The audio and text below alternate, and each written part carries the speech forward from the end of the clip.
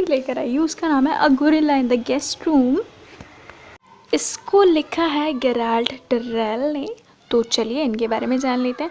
और हाँ, अगर आपने मेरा चैनल अभी तक सब्सक्राइब नहीं किया है तो कर लीजिए और बेल आइकन भी हिट कीजिएगा ताकि आपको नोटिफिकेशंस मिलते रहें आने वाली वीडियोस के। चलिए गेराल्ड डरेल के बारे में जान लेते हैं। इनका जन्म हुआ था 7 जनवरी 1925 को जमशेदपुर, जी हाँ, इंडिया में। और ये जाने जाते हैं जर्सी ज़ू के लिए। और ये टीवी प्रेजेंटर थे, कंजर्वेशनिस्ट थे और ऑथर तो ये थे ही।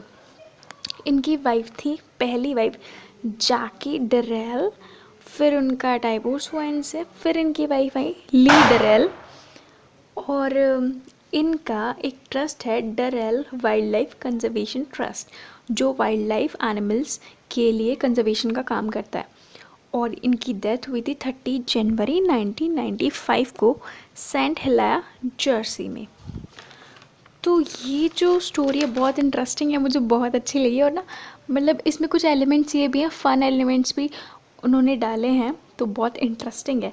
आप समझेंगे तो आपको भी अच्छी लगेगी। और अगर मैं इसको पूरा दिल से सुनाने लगूँ ना, मतलब पूरी डिटेल में, तो 3-4 घंटे चले जाएंगे। इसलिए अभी इसकी समरी मैं आपको अच्छे से समझा देती हूँ, ठीक है। A gorilla in the guest room. अब इसकी शुरुआत होती है, गेराल्ड डरेल ने ये अपने एक्सपीरियंस पर बुक लिखी है, ठीक है। तो गेराल्ड डरेल बताते हैं कि वो ज़ू के केयर टेकर थे। फिर उनको लगता है कि उनको कुछ वाइल्ड लाइफ एनिमल्स की कंजर्वेशन के लिए कुछ स्टेप्स लेने चाहिए ताकि जो एनिमल्स की स्पीशीज़ बची हैं वो बची रहें। ये नहीं कि वो एक्सटेंट हो जाए, ख़त्म हो जाए, क्योंकि आने वाले कुछ सालों में ऐसे ही सिनेरियोज़ बन रहे थे। अब फिर क्या होता है, वो ये सब सोच रहे होते हैं कि कुछ दिन बाद उनको एक एनिमल डीलर से कॉल आती है, जो उन्हें कहता है कि बेबी गोरिल्ला उनके पास है, अगर गेराल्ड डरेल ख़रीदना चाहते हैं तो गेराल्ड डरेल सोचते हैं कि ये सीन सारा अफ्रीका का है। तो वो सोचते हैं कि गोरिल्लास की जो स्पीशीज़ है वो फ़िलहाल तो अभी काफ़ी है, मतलब इतना नहीं है कि वो ख़त्म हो जाएगी, बट फिर वो आगे का सोचते हैं कि आने वाले 20 सालों से आगे के सालों में शायद उनके ख़त्म होने का ख़तरा हो सकता है। तो इसीलिए वो सोचते हैं कि इसको ख़रीदना चाहिए। तो फिर वो उससे बात करते हैं कितने पैसे। तो वो उन्हें बताता है 1200 पाउंड्स, 1200 पाउंड, 1200 पाउंड्स बताता है। और ये बहुत ज़्यादा अमाउंट था। और फिर गेराल्ड डरेल को लगता है कि ये कहीं उन्हें डीलर चिंपैंजी ना बेच दे गोरिल्ला की जगह, क्योंकि वहाँ पर चिंपैंजीज तो काफ़ी मात्रा में थे, गोरिल्ला थोड़े कम थे। तो उन्हें लगता है कि एनिमल डीलर उन्हें चिंपैंजी ना बेच दे गोरिल्ला बताकर। तो वो उनके माइंड में एक डाउट रहता है। बट फिर जो अमाउंट सुनते हैं वो भी बहुत ज़्यादा होता है। बट वो सोचते हैं अगर ये सही में एक गोरिल्ला का बेबी हुआ तो उनके लिए ये एक अच्छा स्टेप होगा, क्योंकि वो उसको रख कर मतलब अपने ज़ू में उसको कंजर्व कर सकते थे। तो फिर वो मान जाते हैं। उनके लिए अमाउंट बहुत ज़्यादा होता है, उस टाइम उनके पास पैसे नहीं होते, बट वो कॉन्फिडेंट वॉइस में उन्हें डील डन कर देते हैं। फिर उनकी माँ ये बातें सुन रही होती है तो उनसे पूछती है, तो वो बताते हैं कि उन्होंने एक डील डन करी है 1200 पाउंड में एक गोरिल्ला के बच्चे के लिए। फिर जैसे उनकी वाइफ जैकी सुनती हैं तो वो गुस्सा होती हैं, क्योंकि उनके पास बहुत सारे लोन थे जो उन्होंने देने थे और 1200 पाउंड का इंतज़ाम करना बहुत मुश्किल था। तो फिर गेराल्ड डरेल समझाते हैं कि मैं मैनेज कर लूँगा जैसे भी, बट उनकी वाइफ अग्री नहीं करती, वो गुस्सा हो जाती है। मदर तो बहुत खुश होती है कि गोरिल्ला घर पे आएगा। और वो लोग ना पहले एक चिंपैंजी भी रख चुके होते हैं, अब उसके बारे में आगे समझेंगे, ठीक है। तो अब गेराल्ड डरेल करते हैं फ़ोन अपनी फ्रेंड को, जिसका नाम बताया गया है होप यहाँ पर। तो वो उनसे कहता है, उनसे बात करते हुए बताते हैं कि मुझे सारे अमीर लोगों के नंबर दे दो, मैं उनसे बात करना चाहता हूँ। तो उनको फ्रेंड को बताते हैं किस लिए चाहिए, वो भी हंसता है बट दे देता है।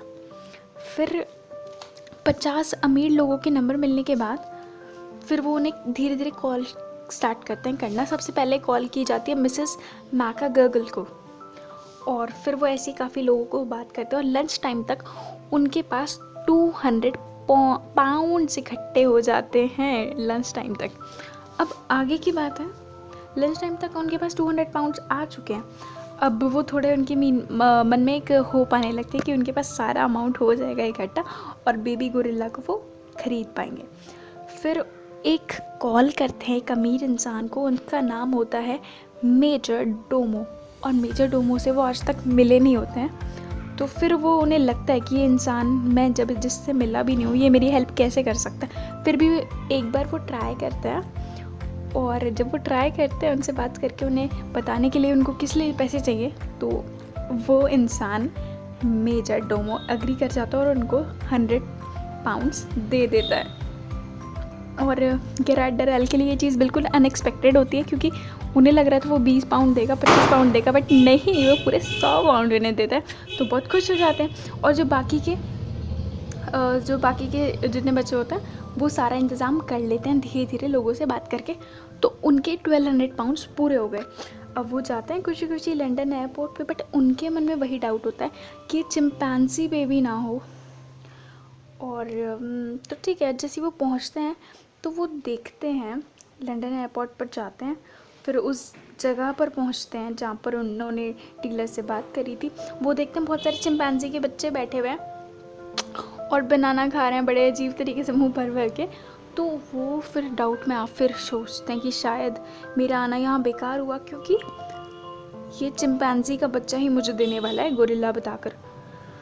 तो बट तभी क्या होता है, वो ओनर आता है, बट फिर वो देखते हैं ओनर एक क्रेट पर गोरिल्ला का बच्चा लेकर आता है, और जो बहुत ही क्यूट लग रहा होता है। वो उसे देखकर खुश हो जाते हैं, क्योंकि वो एक गोरिल्ला का बच्चा होता है जो उन्हें चाहिए था। फिर वो उसे देखते हैं, वो इतना क्यूट लगता है, और वो गोरिल्ला का बच्चा खुद से ही अपने हाथ आगे कर देता है, जैसे एक छोटा बच्चा करता है वैसे गोद में उठाने के लिए। वो उसको गोद में उठाते हैं, प्यार करते हैं, और उसको एक बनाना ऑफ़र करते हैं। और वो बनाना इतनी तमीज़ से खाता है, इतने मतलब एक मैनर्स से खाता है, वो बहुत ज़्यादा इम्प्रेस हो जाते हैं उससे। और वैसे इतना अट्रैक्टिव और इतना मासूम सा लगता है, तो वो बहुत खुश होते हैं। फिर वो उसको लेके घर जाते हैं फ्लाइट से। फिर क्या होता है, फिर उनके पास तब तक इंतज़ाम नहीं होता उसके लिए केज का, ज़ू में रखने के लिए। तो फिर वो उसको कुछ टाइम के लिए अपने घर पे रखने का सोचते हैं। उसको एक गेस्ट रूम, यहाँ पर ये वर्ड है जो हमारी स्टोरी का टाइटल है, गेस्ट रूम। तो उसको अपने गेस्ट रूम में रखते हैं। और जब वो गोरिल्ला को उनकी मदर और उनकी वाइफ जैकी डरेल देखती है, वो भी उन पर अट्रैक्ट हो जाती है, बहुत खुश हो जाती है, उनकी तरफ अट्रैक्टिव हो जाती है गोरिल्ला की तरफ। एक तो उसकी मैनर्स की वजह से कितना तमीज़दार था, और उसके एक्सप्रेशंस की वजह से। और बट उनको याद आता है कि वो एक चिंपैंजी भी रख चुके थे जिसका नाम था चमली, और उसके साथ उनका एक्सपीरियंस अच्छा नहीं था। और फिर एनपोंगो, अब ये उस गोरिल्ला बेबी का नाम है एनपोंगो, उसको रखा जाता है। और वो फिर घर में सबका दिल जीत लेता है, और वो घर में ना इंस्पेक्शन शुरू कर देता है। ऐसे घूमता है घर में जैसे प्रोफेसर हो, और हर एक चीज़ की निगरानी करता है, अच्छे से हर एक चीज़ को इंस्पेक्ट करता है। और फिर उसकी मदर, गेराल्ड डरेल की मदर कहती हैं कि हम इस गोरिल्ला को परमानेंटली अपने घर रख लेते हैं। बट फिर गेराल्ड डरेल को पता होता है कि चिंपैंजी वो रख चुके हैं जिसके साथ अच्छे एक्सपीरियंस नहीं है, तो इसलिए इस गोरिल्ला को भी, एनपोंगो को भी, हम ज़्यादा देर नहीं रखेंगे, ज़्यादा दिनों तक। ठीक है, अब क्या होता है, एनपोंगो सबका दिल जीत रहा होता है, उनके साथ सबका टाइम अच्छे से बीत रहा होता है। उसके बहुत सारे फ्रेंड्स बन जाते हैं, ह्यूमन फ्रेंड्स, ज़ू के मेंबर्स, वहाँ के काम करने वाले, वो सब उसको अच्छे से जानने लगते हैं, अच्छे से फ्रेंड बन जाते हैं। फिर क्या होता है, फिर जब एनपोंगो बड़ा हो जाता है कम से कम 1 साल के बाद, फिर उन्हें लगता है कि इसके लिए एक फ़ीमेल, इसकी वाइफ ढूंढ लेनी चाहिए। तो अब वो सोचते हैं कि हम उसी डीलर से बात करें जहाँ से हमने एनपोंगो को ख़रीदा है। वो उससे बात करते हैं और फिर उससे कहते हैं कि क्या एक फ़ीमेल गोरिल्ला आपके पास अवेलेबल है, अभी हमें मिल सकती है। तो फिर वो डीलर बताता है कि हाँ, कुछ टाइम पहले ही हमारे यहाँ एक फ़ीमेल गोरिल्ला आई है, और वो शायद 1 साल की है मुश्किल से, और एनपोंगो होता है 2-2.5 साल का। तो फिर वो तैयार हो जाते हैं, फिर उससे डील के बारे में पूछते हैं कि अमाउंट कितना है। तो वो बताता है 1500 पाउंड्स, और ये बहुत ज़्यादा होता है। फिर वो सोचते हैं क्या करें, फिर वो उससे कन्विंस कर लेते हैं एक डील कि हम अगर आपको इंस्टॉलमेंट में पैसे दें तो आप हमें वो गोरिल्ला क्या हम ख़रीद सकते हैं। और ये डील बहुत अच्छे से डन हो जाती है, क्योंकि वो इंस्टॉलमेंट में पैसे लेने को तैयार हो जाता है वो डीलर। तो अब वो उसको लेकर आते हैं और उस फीमेल गुरिल्ला का नाम है नांडी। और नांडी बहुत सुंदर होती है, उसकी आंखें बहुत बड़ी होती हैं, बट उसकी आंखों में एक डर होता है, और वो डर है क्यों ये सब आपको आगे पता चलेगा। और गेराल्ट डरेल देखते हैं नांडी के सर पर एक बहुत बड़ा स्कार होता है, बहुत बड़ा निशान, 6-7 सेंटीमीटर का वो निशान होता है उसके सर पर। और उनको बहुत देख के उसको बुरा भी लगता है। फिर वो समझ जाते हैं कि इतनी डरी हुई क्यों है और एंटी सोशल क्यों है, क्योंकि लोगों ने इस पर, जो उसको पहले ध्यान रखते थे, उन्होंने इस पर जुल्म किया। फिर उन्हें समझ आता है कि इसका अभी कॉन्फिडेंस जीतने में उनको 6 मंथ्स लगेंगे, क्योंकि एनिमल्स बहुत ज़्यादा समझदार होते हैं, वो अपना ट्रस्ट जल्दी से नहीं देते, और जब देते हैं तो पूरी तरह देते हैं। तो जब नांडी ने अपना ट्रस्ट दिया होगा तो बट उसको इतनी बुरी तरह टॉर्चर किया गया, मारा गया, तो वो अपना ट्रस्ट खो देती है। इसीलिए फिर वो सोचते हैं इनको 6 मंथ चाहिए उसका ट्रस्ट गेन करने के लिए। ठीक है, अब क्या होता है, अब वो सोचते हैं, ये गेराल्ट सोचते हैं कि हम एनपोंगो की वाइफ जो है नैंडी, इनका पहले इंटरेक्शन तो करें, इनको सामने आमने सामने इनका इंटरेक्शन तो हो कुछ। फिर वो क्या करते हैं, सेम केज में दोनों को बंद कर देते हैं, बट दोनों अपने में मस्त होते हैं। वो एक तरफ देख रहा है, वो एक तरफ, उनमें कोई बातचीत नहीं होती। जानवरों के सामने जो कम्युनिकेशन होता है वो कुछ नहीं होता। फिर सब ध्यान से देख रहे होते हैं कि वो आपस में बात करेंगे, नहीं करते। और यहाँ पर एक फ़नी चीज़ है, वो लिखा गया है कि जैसे मैडम तुसाद के म्यूज़ियम में फ्रीज़ होके खड़े हुए हैं वो डमीज़, वैसे ये लोग खड़े होकर देख रहे थे कि वो कुछ रिएक्शन करते हैं या नहीं, बट वो एक दूसरे की तरफ देखते भी नहीं हैं, गुरिल्ला दोनों। और अब क्या होता है, एनपोंगो का एक स्टेप आगे लेता है। वो क्या करता है, जाता है चुपके से नांडी की तरफ और उसके बाल खींच देता है। और ये देखकर सब थोड़ी सी स्माइल आती है सबके फेस पे। बट नांडी क्या करती है, नांडी थोड़ी डरी भी होती है, वो कुछ ज़्यादा नहीं कर पाती, बट अपने दांत दिखाकर उसको डरा देती है, जिससे एनपोंगो पे कोई असर नहीं होता, वो डरता नहीं है। अब वो अगला स्टेप लेते हैं, ज़ू वाले क्या करते हैं, फ्रूट प्लेट्स देते हैं दोनों को, नांडी को और पोंगो को, तो एनपोंगो को। और वो एनपोंगो क्या करता है, नांडी की प्लेट में जाकर देखता है कहीं उसे मुझसे ज़्यादा तो नहीं मिला है, चेक करता है और वापस आ जाता है। और नांडी बेचारी इसी ख्याल में होती है कि उसने मेरे बाल खींचे हैं। चलो, अब ये यहाँ पर चल रहा है सीन। अब नांडी और एनपोंगो की, जैसे वो थोड़ा टाइम स्पेंड करने उन्हें दिया जाता था, तो उनमें थोड़ी थोड़ी ना कम्युनिकेशन होने लगती है एनिमल्स की बॉडी लैंग्वेज से, जैसे एक तरफ देख लेते थे। और नांडी की एक और चीज़ थी, वो आंखें नज़रें मिला के नहीं बात करती थी बिल्कुल भी, क्योंकि उसकी आंखों में इतना ज़्यादा डर था। बट एनपोंगो के साथ वो थोड़ा कंफर्टेबल होने लगी थी, और ये भी कह सकते हैं कि एनपोंगो के ह्यूमर ने उसका दिल जीत लिया था। अब हाँ, और इसमें एक फ़नी चीज़ ये भी बताइए कि जैसे एनपोंगो ट्राई करता था कि अपनी मस्कुलर बॉडी उसको दिखाए, पहले जैसे एक ही उसमें थे ना वो केज में, तो वो शो करता था अपनी मस्कुलर बॉडी को, जैसे वो उस तरफ देखने लगती थी, बट नांडी अपनी नज़रें घुमा लेती थी दूसरी तरफ और चौपसी हो जाती थी एनपोंगो की। फिर एनपोंगो ये सोचने लगता था कोई और ट्रिक सोचनी पड़ेगी इसको अपनी तरफ अट्रैक्ट करने के लिए। अब ये फिर बट ना धीरे धीरे उनमें अच्छी तरह कम्युनिकेशन होने लगता है और वो अच्छे फ्रेंड बन जाते हैं।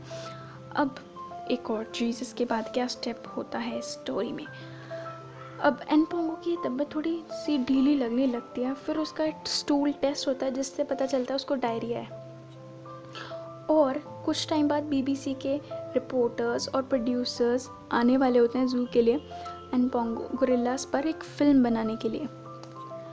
अब एनपोंगो की तबीयत ख़राब हो रही है और वो ना कुछ खा रहा है, उसने बिल्कुल खाना भी बंद कर दिया। पहले वो कुछ खाने लगा था जब बीमार हुआ, बट वो बिल्कुल नहीं खा रहा, उसको इसलिए मेडिसिन नहीं दे सकते क्योंकि वो नहीं कुछ खा रहा है। फिर क्या होता है, फिर गेराल्ट डरेल की वाइफ और वो जाते हैं मार्केट एनपोंगो के लिए कुछ खरीदने, ताकि उसका कुछ फेवरेट डिश खरीदने, ताकि उसका थोड़ा मूड लाइट हो, उसे खाने में अच्छा लगे। बट उनको कुछ समझ नहीं आता, इसीलिए वो क्या करते हैं, जाते हुए वाटरमेलन खरीदते हैं क्योंकि उन्हें लगता है कि शायद ये एनपोंगो को पसंद आ सकता है। फिर वो ट्राई करते हैं काफ़ी सारी चीज़ ऑफ़र करने को, वो नहीं खाता, बट वाटरमेलन जब ऑफ़र करते हैं वो फटाक से लेता है और उसको स्मेल करके फिर खाना शुरू करता है। फिर वो धीरे धीरे उसको खाता है तो अब उन्हें भी एक होप आती है कि चलो ये कुछ खा रहा है, बट हाँ उसमें कुछ न्यूट्रिएंट्स नहीं होते, बट फिर भी उन्हें लगता है चलो इसने कुछ तो खाया, ना खाने से बेटर। फिर अब क्या होता है, वो कुछ खा नहीं रहा होता। वाटरमेलन से क्या होता है, कुछ नहीं होता जब उसने और कुछ खाया ही है। फिर वो उसको इंजेक्शन के थ्रू एंटीबायोटिक्स देते हैं, और बस फिर उसकी इम्प्रूवमेंट के लिए वेट करते हैं उसकी हेल्थ में, बट उनको कोई साइन नहीं दिखते खासे कि उसकी हेल्थ इम्प्रूव हो रही है। और अगले दिन गेरार्ड डरेल को जाना होता है फ्रांस में, उनका कुछ बीज हाइव से रिलेटेड कोई प्रोग्राम होता है, और वहाँ पे बीबीसी वाले भी आ रहे होते हैं। वो कंफ्यूज होता है कि एन पोंगो की तबीयत ख़राब हो रही है, वो कुछ भी नहीं खा रहा है, तो मैं जाऊँ या ना जाऊँ। और वो फिर यही सोच रहे हैं, वो एन पोंगो के पास अगले दिन जाते हैं सुबह सुबह। फिर वो सोचते हैं इसकी तबीयत ख़राब होगी ना तो मैं नहीं जाऊँगा, बट फिर वो देखते हैं कि एन पोंगो खा रहा है धीरे धीरे, और उनको लगता है इसकी हालत में सुधार है, इसलिए वो अपनी जहाँ फ्रांस में जिस काम के लिए जाना होता है वहाँ जाते हैं। और जब वो वापस आते हैं तो देखते हैं एन पोंगो बिल्कुल अच्छे से स्वस्थ हो चुका है, और उसकी हालत में बहुत सुधार हो चुका है। जो वेट उसने लूज़ किया था वो सारा गेन कर चुका है, वो पूरी तरह हेल्दी हो चुका है। और यहाँ पर ये स्टोरी ख़त्म हो जाती है। और इस स्टोरी की थीम है कि एनिमल लवर दिखाए गए हैं गेरार्ड डरेल, जो एक मैं भी हूँ, और एनिमल्स की वैल्यू बताई गई है ह्यूमन लाइफ में। और गेरार्ड डरेल उसको अपने बच्चे की तरह ट्रीट करते थे। और ह्यूमन के दो साइड दिखाए गए हैं, ईविल और एक गुड साइड। गुड साइड है कि जैसे गेरार्ड डरेल एन पोंगो का इतना ध्यान रखते थे, और उन्होंने वाइल्ड लाइफ कंजर्वेशन के बारे में सोचा, जानवरों की अहमियत के बारे में सोचा। और बैड साइड दिखाई गई है कि जो गोरिल्ला थी नांडी, उसको कितनी बुरी तरह टॉर्चर किया गया था, मारा भी गया था, जिससे इतने बड़े स्कार्स थे। वो बिल्कुल भी ट्रस्ट नहीं कर पाती थी किसी पे, और एंटी सोशल हो गई थी, और बहुत डरी भी रहती थी बेचारी। और फिर ये भी बताया कि वाइल्ड लाइफ कंजर्वेशन कितना इम्पोर्टेंट है हमारे लिए। और ये सब आपको अच्छे से समझ आ गया होगा, आई होप सो। और प्लीज़ मुझे कमेंट सेक्शन में ज़रूर से बताइएगा आपको कैसी लगी ये स्टोरी, और मेरे चैनल सब्सक्राइब कर लीजिएगा अगर नहीं किया है तो, और बेल आइकन ज़रूर हिट कीजिएगा। मिलते हैं नेक्स्ट वीडियो में, बाय बाय।